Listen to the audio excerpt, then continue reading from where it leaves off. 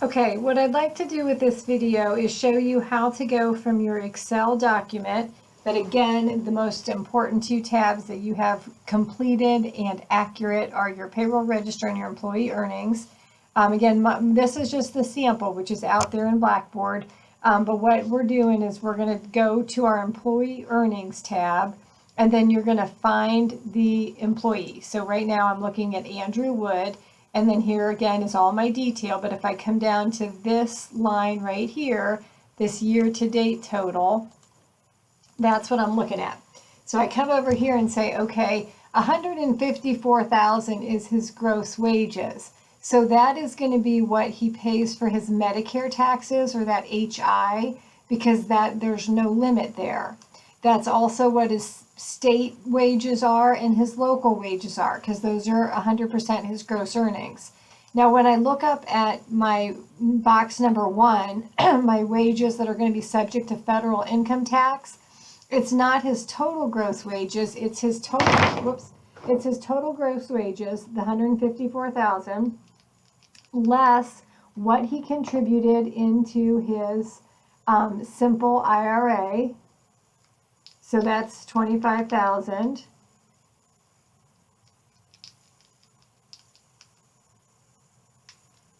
And then less his other deductions of the $1,950. So are those his no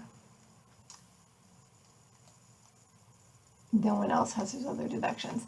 So less those other deductions. Then we have to include those, though. So I guess it's for him. It's his health insurance, or his health insurance. So then here, when we come over, excuse me, to our W-2s, so that's the amount that it goes into our box 1, what's subject to federal income tax. Then box 2, excuse me, we go to our federal income tax total, so the 19,722 goes into box 2. Our Social Security wages, now this is 2019, so this is older, so make sure, if whatever year you're in, make sure you use the correct limit. So if you're in 2021, it's 142,800, so every year that goes up.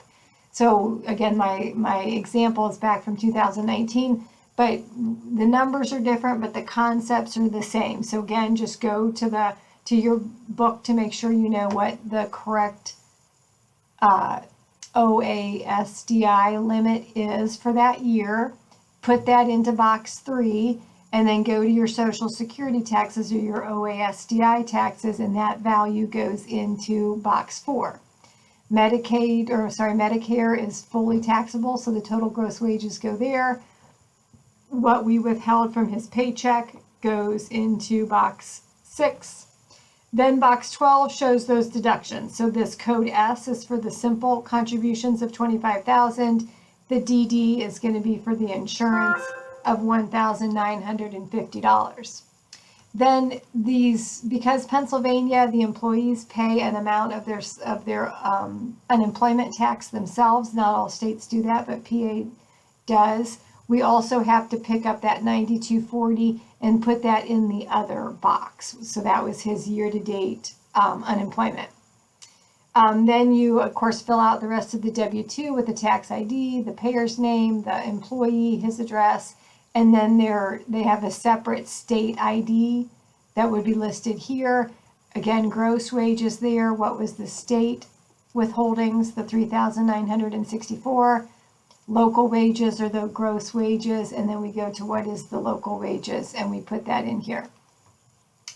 So then that's how you complete the W-2s, again, using your employee earnings. So you want to do this for every single employee.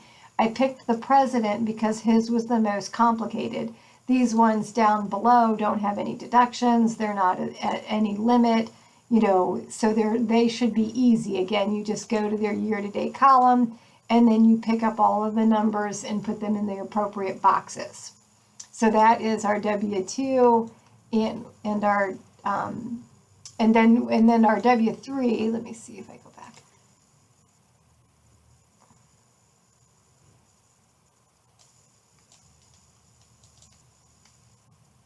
made it small so I could fit it all on the page. Okay, so then if we go back into our W-3, the W-3 is a summary of all of your W-2s.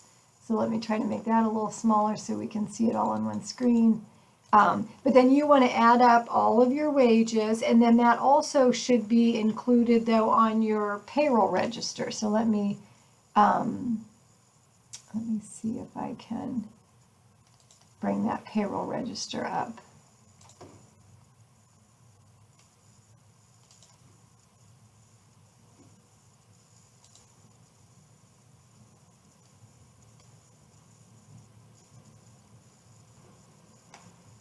So then if you go to your payroll register and you go down to the bottom line where it has your year-to-date totals. So if I scan all the way over to the beginning,